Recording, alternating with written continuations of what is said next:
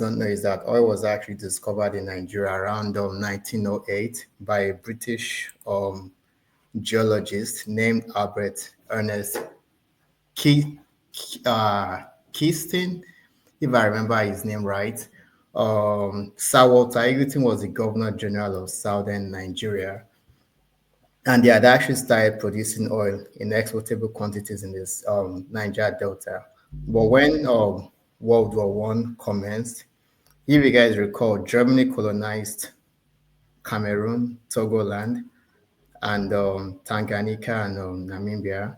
So the British fear of Germany taking the oil in the south of Nigeria was what prompted them to shut down oil production. And then Britain focused on the oil in Iran.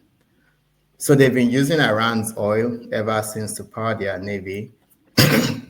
So Mr. James mentioned Mossadegh, the prime minister of Iran, that was actually ousted by the CIA. You have to recall that Britain was actually taking about like 95 to 90% of the oil revenues, and Iranians had nothing. That's why Mossadegh basically nationalized the oil assets.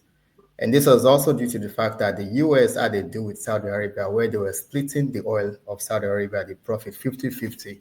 So that prompted the Iranians to actually act on that to like negotiate a better deal, which the British were not acquiescing to. So that led to the ouster of Mossadegh was assassinated, and then the Shah of Iran, or which Mr. James actually mentioned, came in. He had like death squad. He actually crushed dissidents.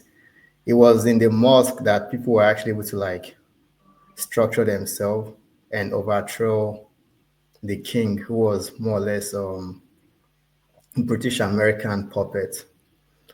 We need to look at some correlations here. Apartheid South Africa was supported by US, Britain. They had a nuclear bomb.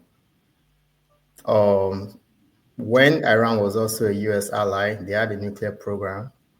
At some point where the friendship basically collapsed, Iraq, being assisted by the US and their allies, they actually gave Saddam chemical weapons to use against Iran, but the Iranians, they fought and they held their turf.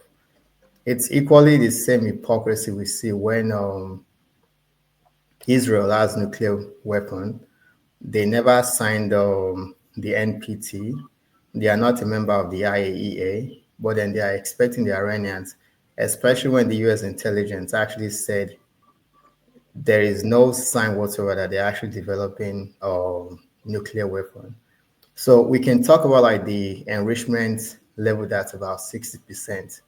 It still doesn't mean they're actually going to create a nuclear bomb, because if you have a nuclear submarine program, you need an enrichment level of over 60 to actually get that working. Then you need to look at the fact that how many countries has Iran attacked? Yes, they may have their proxies, but Israel is also America's proxy. You look at the entire Middle East, Saudi Arabia, Qatar, Kuwait, Bahrain, Oman, UAE, they're all under the US pocket. They have military base across that region. If you look at oil prices from around 1930s to 1973, it was relatively flat. The time Israel attacked, the Arab war with Israel, they had their war, and then the king of Saudi, King Faisal, he was pissed at the Americans for supporting Israel. He then had this OPEC embargo where oil price shot up. You guys must be older to know at some point Naira had more value than the US dollar because of the oil price increase in the early 1970s. Well, what we don't know is that King Faisal, was actually assassinated. My roommates in college were from Saudi Arabia, so they know all this. So that King Faisal was assassinated, and then you have this petrodollar recycling system where any oil that the OPEC countries sell has to be sold in US dollar, regardless of who's buying it. It has to be sold in the US dollar, and then the profits, their savings, is actually recycled back to the US banking institution, basically buying back US debt. Basically, America is using their sales of oil to actually spend back home. So Iran is the only country that they don't control. And the banks in London, the banks in New York would like to have their hands on Iranian oil. So they will find different ways to go about taking their oil. the deal that Donald Trump was actually trying to do with the Iranians, negotiating the nuclear treaty and whatnot, it is very, very similar to the Anglo-Americans when they would have treaties with the Native Americans in the US. They will law them, give them a sense of security guarantee, only to scalp them and slaughter them. It's the same rule book that they are using. You see that same thing where the stuff is going on in Benue State. It's like apartheid in South Africa. The Brits would always leave their henchmen to rule their colony once they are leaving. The same thing is also going on in Nigeria, where they left the Fulani folks in charge. And there's killings going on in the Middle Belt. The Fulanis, not all, but some of them are actually our own version of apartheid or the Zionists in South Africa, actually laying waste to people left and right because of resources they have there.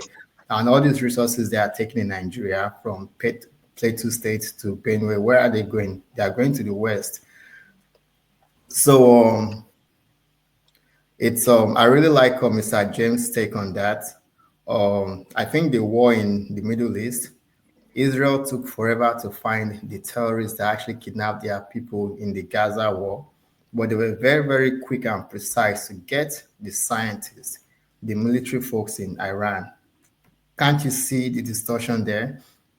The Western nations or the global North, they've shown us a stark divide between the global North and the global South, and they will do whatever it takes to take what they want.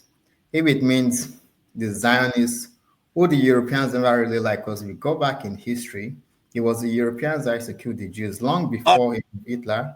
I'm right. almost done. I'm almost done. I'm almost Yeah, done. because we I'm have almost another done. I'm next. almost done. I'm actually just concluding. Okay. The Ottomans that ruled Palestine, Jews were there. They didn't touch them. So the Western nations have showed us that if it means using the Fulani, not all Fulanis are bad in Nigeria. So I'm not saying, if it means using some of them to actually destabilize, which there is no reason, logical reason why they would want Nigeria, the largest black country, to do well. If it means they have to use people amongst us to divide, to destabilize us, it's the same thing they have to do to get hold of Iran, the last country, especially when the Bush administration said they are after Iraq, they will topple Sudan, Libya, Syria. So they are going about what they are doing very well. We have amnesia, we lack long-term memory, we don't think ahead. They don't forgive those they don't like. So that's all I have to say.